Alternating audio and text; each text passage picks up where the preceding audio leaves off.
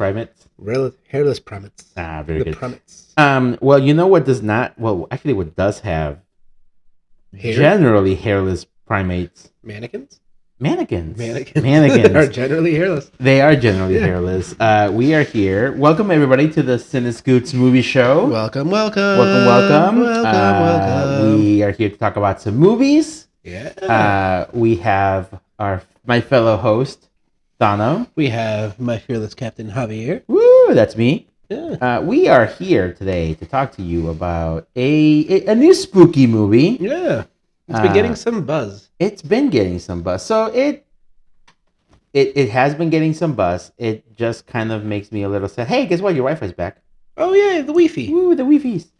It We're no longer peasants. Yeah, it does make me a bit sad that it had such a short theatrical window that not enough people went to see it when it kind of, should have been seen in big screen. So speak to peasants like me about the Shudder market momentarily. So yeah, before we talk about the Shudder market, we're talking about Oddity. It's a very low budget streaming movie. Doesn't take place in space. It does not take place in space. It's got atmosphere.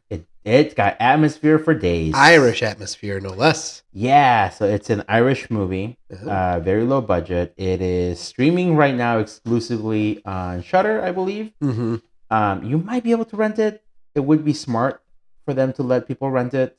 Get the money. To get some money.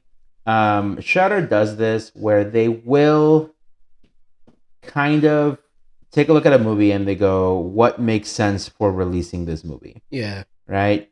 We recently covered Late Night with the Devil. We did. It's a Shudder movie as well. How did that thing got a theatrical run though, didn't it? It did. Yeah. It did, but it was still a limited release. Yes. It was only out for a couple of weeks. I was lucky to go catch it, which was great. Donald did not. I had to watch it like a peasant. Donald had to watch it like a peasant at home. We also had, what was the other one that we didn't cover it. In a Violent Nature is one that also came out.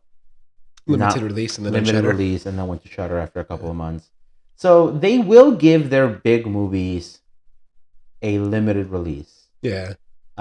If a movie does not get a limited release, then it's probably like a little bit too niche for some markets. The movie Infested comes to mind. It's about spiders, and I mean that immediately. It turns off a significant segment of the population. Yeah, so you never know what you really want. We would play pranks on Matt because Matt had a severe arachnophobia as a kid. Uh-oh. We would play pranks on sleepovers, saying that our movie that night was going to be Eight-Legged Freaks. Oh, I fucking love that movie. We never had a copy of Eight-Legged Freaks. It's so good. But it had a great commercial.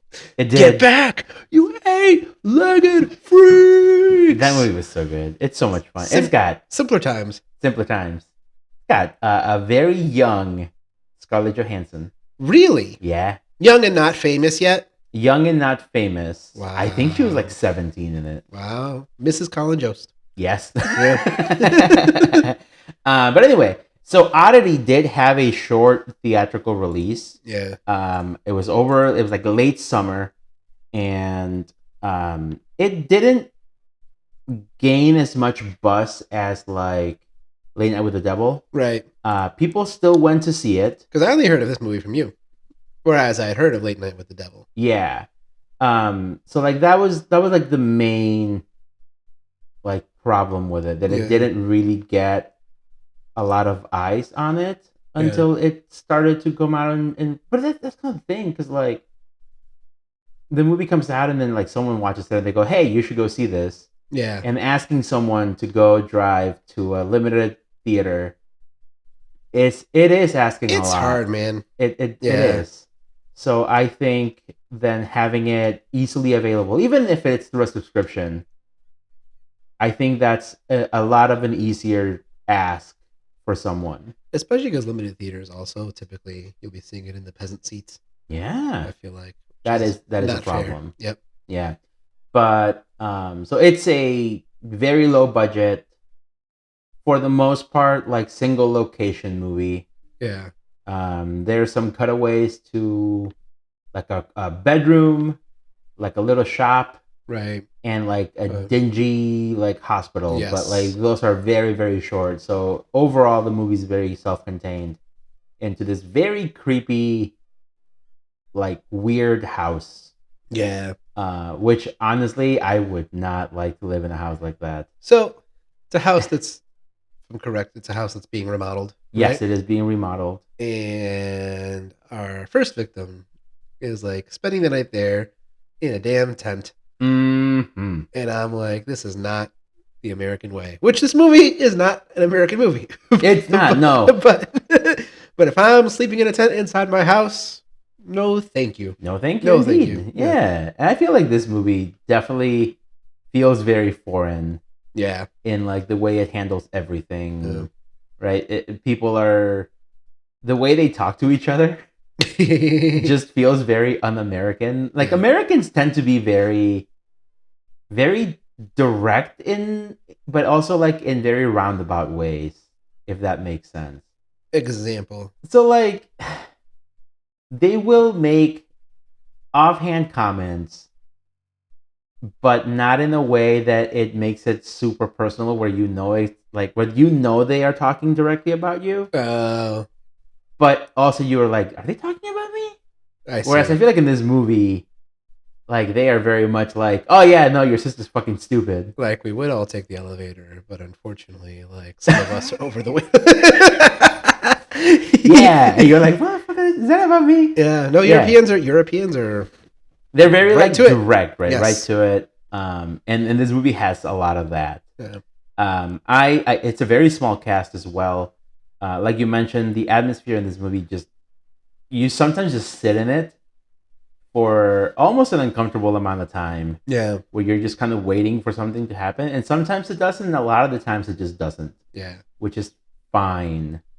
I don't think this does not need to be a jump scare heavy movie. No, but when the scary imagery comes, it hits. It does. Yeah. I think it's very effective in its scares. I really like this movie. It's high up on my movies of the year. Thank you. Just for like how simple it is, but also how effective it is. Which I know we say a lot about these like small indie movies, that they are simple and effective, but I think that just kind of comes with the nature of being a low budget. Right. Like you can't go too crazy, because then you blow your budget. Yeah. And if you blow your budget, then you're running the risk of, well, what did you blow your budget on? What is going to be the one thing that really stands out, and then does the rest of the movie match that? Right. Yeah, and a lot of the times it doesn't. Yeah. So I think this movie really handles that very well. Yeah.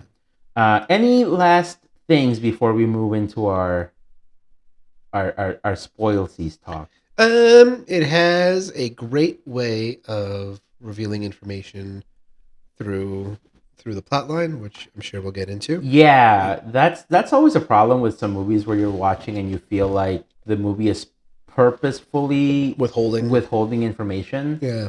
Whereas in this movie, yes, it is withholding information from you, but there's a reason why certain characters don't want to reveal something, right? And you are still like on the edge of your seat as opposed to frustrated. Yes. Yeah, because that's always the worst part, when you know something is coming. Yeah. That the characters don't, and you're like, why? Or the opposite, where a character knows something and you are expected to not know it, but it's for like an arbitrary reason. Yeah.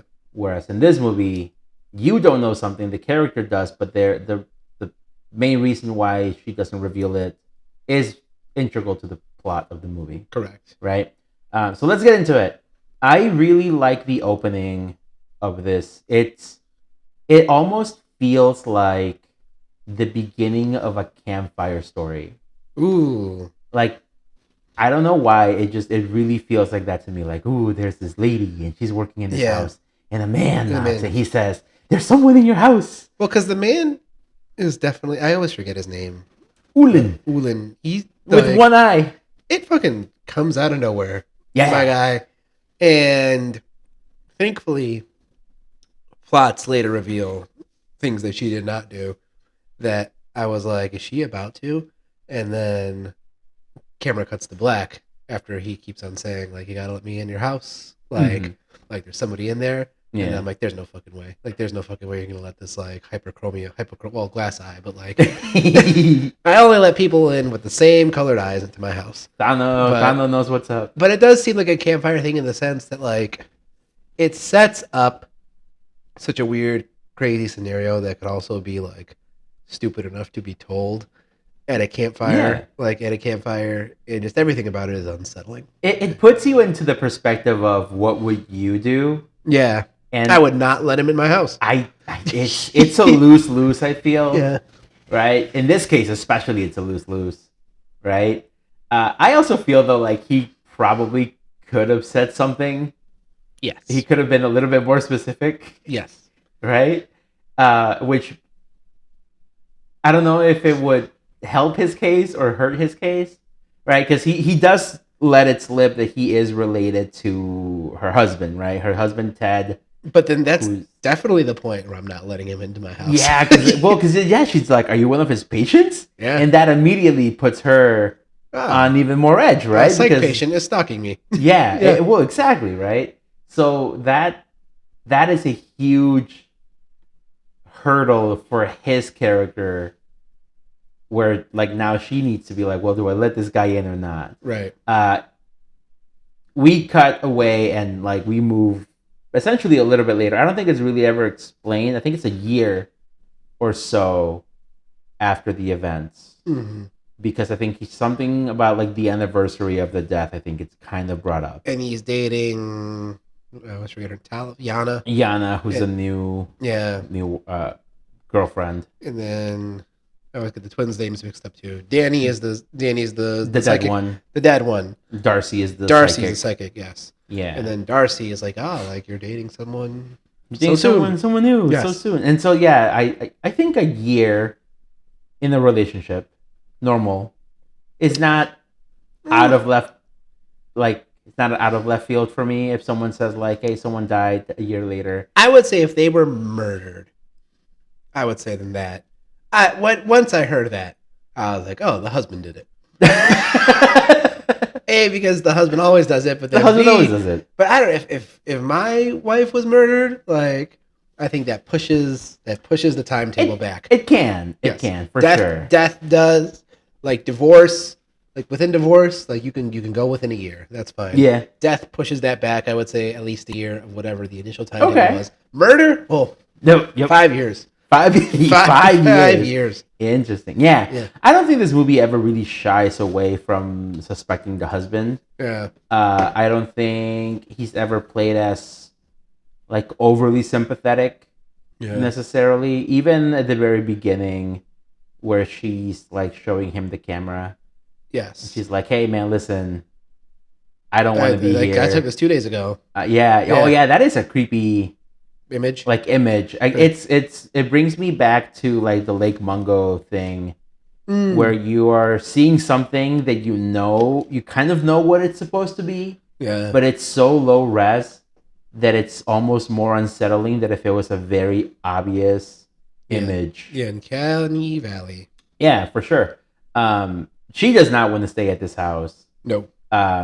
Before that too, we get this scene where the guy with the glass eye just gets fucking murdered by something that sounds gross. Yeah. So you know that it's not a person, but you also don't see what kills him. Yeah. So it can be left up to interpretation that it could be someone just kind of weird. Mm-hmm. Because, I mean, he is a former psych patient, right? Even though he himself is cleared, he's at a halfway house. Right. Which is where they come into possession of the glass eye.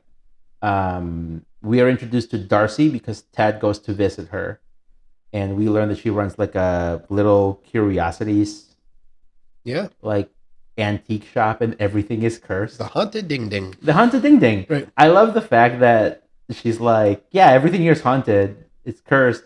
And he's like, well, that doesn't seem like a good fucking business venture. She's like, oh, no, curses are lifted upon purchase. Yep.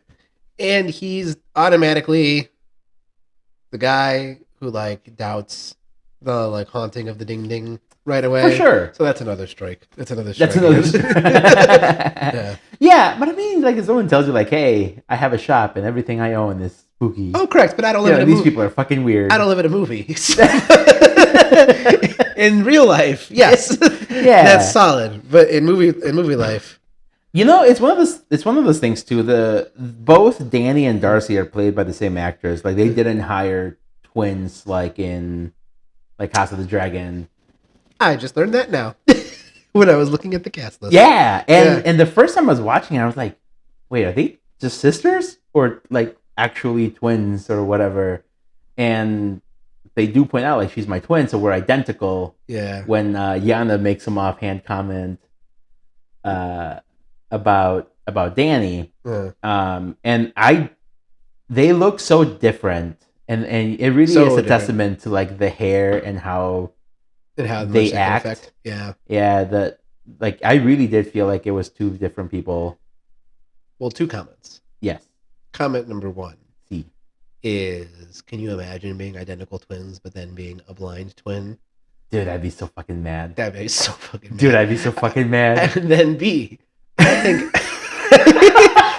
in our 8th grade at school, we have. Oh man. I think we have 6 sets of twins. Oof. In our 8th grade. That is 5 too many. 2 of them are identical. And if it weren't for the fact that one pair of identical has a girl who dyes her hair, then I would not fucking be able to tell those people apart. In our school, we have right now 2 sets of twins, and it's my understanding they are both sets are, they wear the same type of hair, like they have the same haircut. They often wear the same clothes. Yeah. And that's the boys. And it's usually the boys. And they cannot tell them apart. Yeah. And someone's like, oh, his nose is a little pointy. Like, what the fuck does that mean? I don't fucking see it. Yeah. I don't fucking see it. But anyway. Dude, it's gotta suck. What was the second part? That was the second part. The first part was the if you were an identical twin, if you were blind. Yeah. But this is where we do get our first introduction to Danny's abilities. Because you never know, right? In these movies, you never know to what degree of like bullshit or not. Yes, and how supernatural a character is or not as well. Yeah. Right? They may not be bullshit, but it might be like, oh, I get a feeling. It's Professor Trelawney. It works every once in a while. 50% of the time, it works 100% of the time, type of thing. But no, she touches this glass eye. Yeah, we're back. Her powers. Yeah. She touches the glass eye and immediately, like, just gets a vision. We don't see the vision. We are not privy to the details. Right. But she is fucking furious, dude. She storms out, and this is your first like hint, like something's up, right? Yeah. Because the idea that you're kind of led to believe in the beginning of the movie is this Ulan guy killed her. So now that he's dead, revenge is done. Right. But now that she's mad, you know something's up. Yeah. Right. There's layers to this, like an onion, like an ogre. Mm-hmm.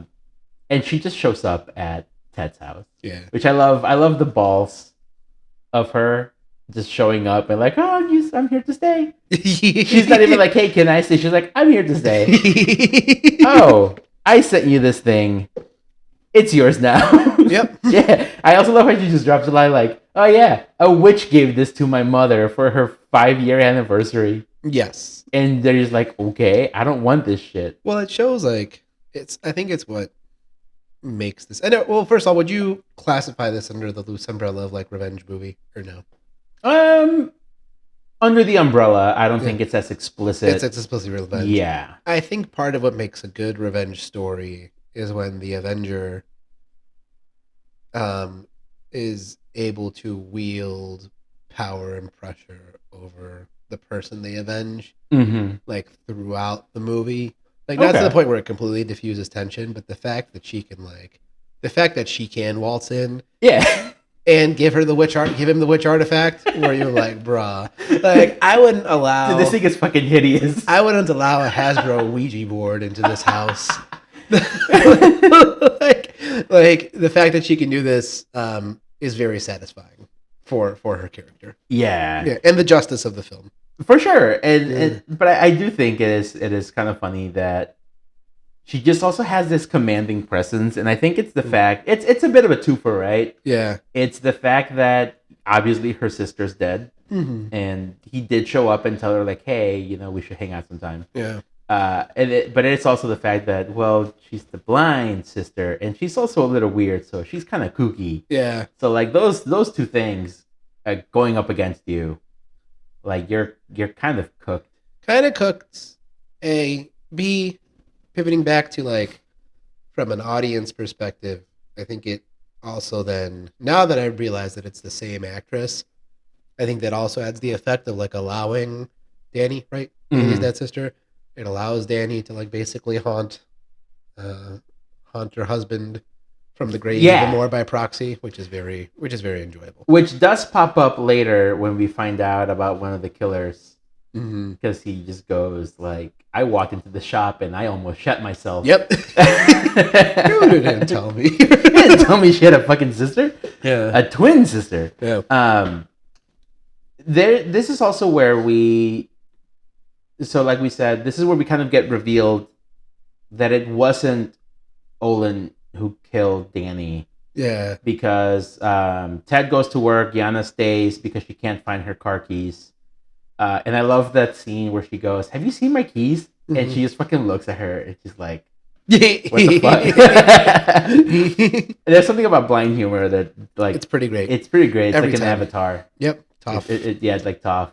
But she just like conks out, and Yana's stuck here with this weird doll. Yeah.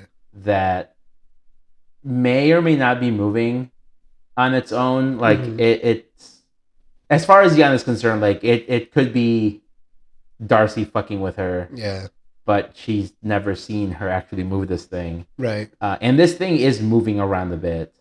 Yeah. Because there's that there's that scene with Yana's like looking at her phone, and then she looks down and this thing is looking straight up at her. Yeah. And she drops the phone. Like it's one of the few like jump scares. Big jump scares. Yeah. We also see that she has been seeing Danny's ghost around the house. And as she's trying to fall asleep, she's going through the camera, and in one of the pictures she sees that thing. Yeah. The double exposure. Which, by the way, what year does this take place in? I would say modern-ish. Digital camera age. Yeah. Can you even like expose or double expose a digital? I don't know. Yeah. I think it just sounds like some bullshit he makes up. Clear bullshit. He also calls her crazy. Know. He does call her crazy, which is a bad therapist. Bad therapist, but also like, I think it's kind of universal. I have never called my wife crazy, but like, I think it's pretty universal that like women do be hating that. Women do be hating, yeah. Yeah, they do be hating that. Rightfully so. Rightfully so. Rightfully so. But it is bad therapist move, bad boyfriend move. Bad boyfriend move. Yeah, for sure. One of the scariest scenes in this is when we do get that cutaway when they're talking, and she's like, "No, this is what actually happened that night," and we get the flashback scene to Danny being killed. She grabs. So she's been taking these pictures that Darcy recommended to do. Yeah. Set your camera on a timer. Takes a snapshot every like 5-6 seconds or whatever. She grabs the camera as she's in the tent and she's going through the events leading up to this creepy guy saying there's someone in the house. And you see her walk out. Nothing. And then there's this dude just standing there. Yeah. And it's not necessarily a jump scare. It does have like a little bit of a music cue that does kind of like almost make you feel like a jump scare. But it's just a dude standing there. Yeah. But it's so unsettling because this is that confirmation that you just did not want. Yeah. And you feel so bad for her. And then that's when we do see this dude. He just like stares at her. Yeah. And that mask is creepy. It is indeed. It's a very unsettling mask with the little pin eyes. Yeah. Have you ever read or seen The Outsider? No, it reminded me like a little bit of like some Coraline promo material that I vaguely remember. but I have not seen The Outsider. So I highly recommend The Outsider. Yeah. It's Stephen King. They did the show for HBO. It's very good, but in the book, they do mention that like whenever you see this thing that it's supposed to look human but it's not, the eyes is like the eyes remind me of straws. Like it's someone who has straw for eyes. Oh, interesting. And it's these little tiny pin eyes. Yeah. And that's what this reminds me of. It's very unsettling. Has the trypophobic community said anything about this film? Because I don't think so. Feel maybe the little pin eyes doesn't trigger trypophobia. But like the shit with the mannequin. Yeah. That's weird. Yeah. The mannequin has five holes in the back of the head. Yeah. There's like a picture of the two girls as twins, like as kids. Sorry.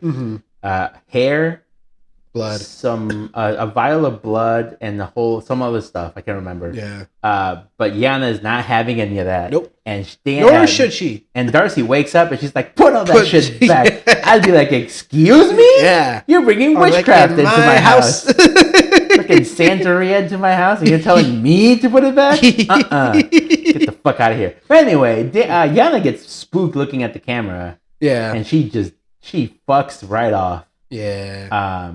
And this is where we get Ted coming back because Yana calls him and tells him like, "Hey, Darcy's saying that Ivan, they out here saying the orderly, killed the sister." And he's like, "Fuck." Yep. And this is where he knows he's fucked. Yep. So he goes to confront her. He sets a trap for her because she's like, "Nah, motherfucker, you did it. Yeah. You did this to her." And I think the way he sets up this trap for her is so fucking mean, dude. Yeah. Because he like opens up this little hatch. She walks through it. She reveals that she's the one who sent the wooden man to kill Olin. Yeah. And she's like, I feel awful because he was innocent. But end of the day, this is all your fault. Yeah. And he's like, "You're being crazy. Let me go back. Everything will be just fine. Don't worry. I will call you and everything will be just fine." And yeah, he sets her up to fall. She died. How do you feel about the fact that who is essentially our hero, our main character, dies? That's a good point. I think I like the cosmic justice that the film still lands on. Yeah. So I think ultimately I appreciate the boldness of the choice. Yeah. Because I remember watching I never felt bothered. I remember watching the movie and like the first time that happens, I'm like, wait, hold on. What the fuck? Right. Why? Right. We need vengeance. We need revenge. Yeah. I do find it so cold when Ivan picks up the phone and he's like, "Yep, your phone fell. Yeah. It's broken beyond repair." I'm like, damn, dude, it's so fucking mean. So yeah, this is but with her like dying breath, she does sick this wooden man. Yeah. On Ivan. And I appreciate the restraint of using this wooden mannequin until the end of the movie.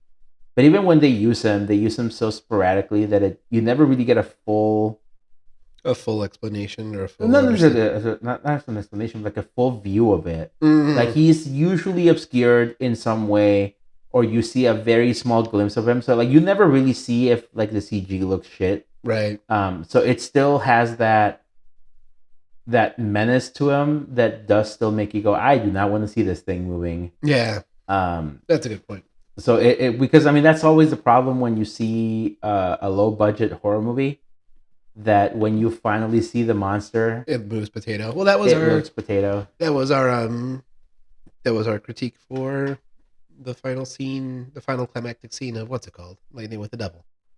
Yeah, that the magic looked potato. The magic looked a bit potato. Yeah. There was another movie that we saw recently where we were like, "Oh, this is really good," until you get a good look at whatever the bad thing was. I don't remember. I cannot remember either, but it does happen a lot, unfortunately, where you want to show what the thing looks like, but then because of budget constraints, then it loses the scariness.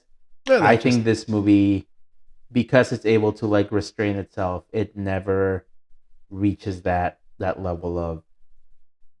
It's kind of like how effective CG works, where you combine it with real life elements. Yeah. So like you can make the Battle of Helm's Deep look epic, and it still like doesn't really age like the Hobbit movies age. Where in this, like you can obscure enough, where you're still left in somewhat of suspense, but you still have that unsettling presence throughout. Yeah, throughout the entirety of the film. Oh, I think it was Dracula on the boat. Oh yeah, because they show Dracula quite a bit, and he does not look. He does not look great. He looks kind of potato. Was that over a year ago? Dracula on a boat? Yeah, Dracula on a boat was over a year ago.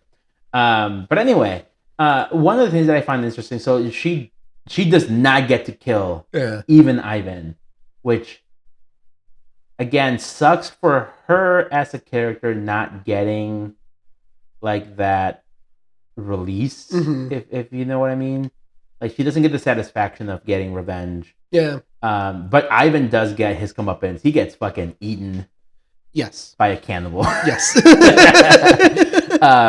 Ted's like, yep, when they found you, you were talking crazy about a wooden man. I can't have you running around doing this shit. Pulling shit. And then he's like, no, I won't tell them it was you. Like, well, if I don't tell them, like if you tell them that you were doing all this killing, then it makes me look bad as the psychologist who's supposed to like identify a psychopath. So like on from Ted's perspective, I'm like, dude, this dude fucking did plan this shit out. Absolutely. Like to a T. Absolutely. And it to me it also helps that just the actor who plays Ivan just looks like such a more nefarious man than Ted. He looks like such a serial killer. And it's the cheekbones. It's the cheekbones. Whereas Ted looks like a relative normie. So the fact that a seemingly normie looking person was able to manipulate his. He's the one who's supposed to retire, right? Ivan? At the beginning of the movie, he's like, with Yana, he's like, once Dr. What's his name retires. No, because he's just an orderly. This was a different, okay, I see. It's a different guy. Yeah. I can't remember his name. But yeah, he does it. When this guy retires, I'm gonna have nights again, and we're gonna be happy ever after. We didn't talk about, by the way, how when he was planning the murder, he's like, do you want it to be like sexual in nature? Yeah, I was gonna bring that up. Yeah. Oh, it's so fucking creepy. Yeah. And he's just such a... It's so weird that at the end of the day, Ted is, generally speaking, the worst person for setting these things in motion. Mm-hmm. And in concept, he should be the worst person. Because it should be so obvious. Yeah. Yeah. But then the fact that they do this really good job at making Ivan just so sleazy. Yeah. Being like, what if I just throw in some sexual assault here? And Ted's like, dude, no. Yeah. Stop. Yeah. And he's like, well, what if I like in the throes of the passion of the event? It just happens. He's like, no. Right. Stop it. Right. He's like, I have standards. So, going back to your question. Mm-hmm.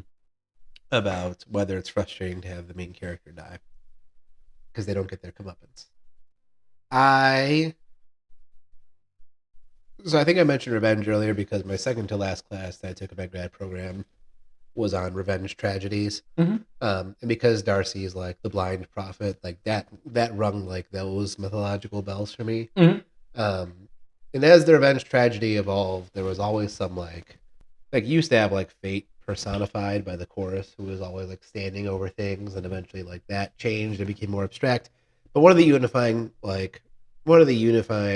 elements of the revenge story was that there was some like greater force at work who would make sure that like everything sort of came together right. So that's why I like the move of killing off your main character.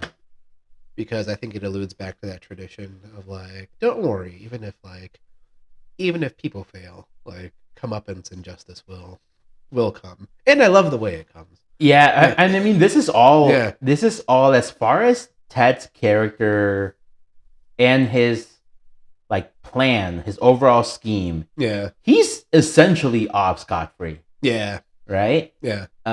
Because homie got killed by the wooden mannequin at the beginning of the movie. Right. Sister's dead, so she can't say anything. Yep. Ivan just got munched on by the cannibal. Yep. He's good to go. He can live in this nice little spooky house and go on his merry way. But it's his fucking hubris, his like desire to not let Darcy to tempt fate. It's literally what it is. He's like, you know what? She said not to do this. I'm gonna do it. Yeah. And it's almost funny. It's so humorously ironic that he did not need to die. He could have gotten away with it. Because like the movie, at first it sets it up as Chekhov's bell. Mm-hmm. And then as the movie's going on, I'm like, I don't know how the fuck they're gonna work this in. Maybe this is one of those like, maybe it is one of those stories that's like thematically like relevant, and then I'll get it, and then I'll get it at the end. But then, like this detail comes back, and it's Darcy's contingency that she's like, well, this could go bad. Yeah, let's see what's up. Yeah, and also we don't see the payoff. We just know that it's about. We know it's coming. Yep. Right? She laid it off perfectly at the beginning. The last two or three people who rang it were dead, and that's all the information we got. Yeah, like, it's very blunt. Yeah, we get a brief backstory that like there's a bellhop who got killed and blah blah blah, right? And at first you, like you said, you kind of just leave this thing going, oh, it's a story about one of the creepy items in this thing. Yeah. Whatever, throwaway line. Yeah. But I do like that is the little bookend to not just the movie but to Ted. Yeah. He's such a shit. He's, I think, as far as like characters for this year, I was thinking for the end of our year-end review, we can come up with pieces of shit. We should do like awards for like biggest pieces of shit. Yeah. Or like one of the podcasts I listen to, they have a thing for best hair and worst hair. Excellent. So I was like, we should do something for like piece of shit of the year. He's up there. Young Michael C. Hall always wins worst hair in Dexter every year. Dude, no, that's best hair. It's so good. It's so good. Yeah. I don't know. I think this is why I love Shudder. Because these are the types of movies that are perfect for something like streaming. Yeah. Even though I like we've said, I love going to a theater. I love watching a scary movie with a crowd where people are into it. But if it also means that these movies have a place where I can go and I know that what I'm going to watch is probably going to be of solid quality, like, that's what I love about Shudder. That's why I began with asking about the Shudder market, because I do think, like, I'm consistently hearing about unsung movies on Shudder that people like, you should go check out here. Mm-hmm. And also, the amount of devices that I have your Shudder login info on is crazy. And they do not seem to care. No! Whatsoever. They don't give a fuck. This is American capitalism as it should be. At least 6 people have my Shudder login. That's amazing. And the fact that you have it in multiple devices. Yeah, it's amazing. I have my phone. I have my computer. Yeah. I have one TV. I have second TV. Yeah. You have it? I have it on the computer and the TV. In my school computer. They don't give a fuck, dude. Yeah. But I think it's also because I think primarily they because they are a small streamer. Right. They really just want that like name recognition for starters. Mm-hmm. Because it really does draw in people to a theater. Yep. Like Late Night with the Devil, we talked about it. It made quite a bit of money. Yeah. Because I think you remember you were saying you were impressed by the amount of money they made on the budget. Yeah. Speaking of which, this movie doesn't even have a budget listed. Oh, interesting. I cannot imagine this being more than Late Night with the Devil. Yeah. I just cannot think of a reason why that would be more expensive. No. Yeah. It did not make as much, only about 1.3 million, but it was only out for like a week and a half. 1.5. Right. Maybe if that. but I think that's what they want because they have movies that just you go, oh, this is a Shudder release. People will go, hey, I'm gonna go see this because I know it's gonna be on streaming in a couple months, but I want to see it in the theater now. Yeah. Another movie that they recently did that I don't think will have the same positive reception as this or Late Night is In a Violent Nature. Right. Which is, I think I mentioned it to you, is the movie where you are following the Jason style killer the entire movie. And it's inventive. Right. It's very good when it's good. But it's one of those things that I'm like, this could be a good streaming movie. But yeah, I had a really good time with this, and I'm glad that you got a chance to check it out as well, because I think this is one of those movies for this year that I'm like, people should see this for the spooky season. Absolutely. Anything else before we wrap up for this for the kickoff to our Spooktober festivities? God bless the Irish is all I'm gonna say. Yeah. This movie, even though it is Irish, it's not like in your face Irish. No, I can understand what's being said. we went to see The Killer's Game, and there's a couple of Scottish characters. Oh no! And the joke in the movie is these are the only characters that get subtitles, even though they're speaking English. That's so funny. And like you're hearing what they're saying, and sometimes it matches the subtitles, but sometimes they translate the bullshit into jargon they're speaking into proper English. And I was like, this is a genuinely funny thing. Excellent. But yeah, anyway, all right, everybody, thank you so much for checking this out. Remember to share with your friends. Yeah. It's the beginning of Spooktober. It's a beautiful month. It's October 2nd. We are. I mean, I consider September to be the actual start of the holiday season. For sure. But we are in the thick of the exciting months. Yeah. Very good time. And we should be getting some more award movies coming out soon, so we'll see how things pan out over the next couple months before we wrap up the year. We're already a couple months into school. It's crazy. Crazy. All right, everybody, thank you so much for checking this out. We will be back with a new episode very soon. We'll be back with a sequel for a movie that we did not care for. I'm excited to shit on. I'm excited too. Apparently, though, everybody hates it. I kind of want to see that, and I kind of want to see Megaflopolis. No. Just because I want to shit on some movies. We thought we've had it too good. We've had it too good. Yeah.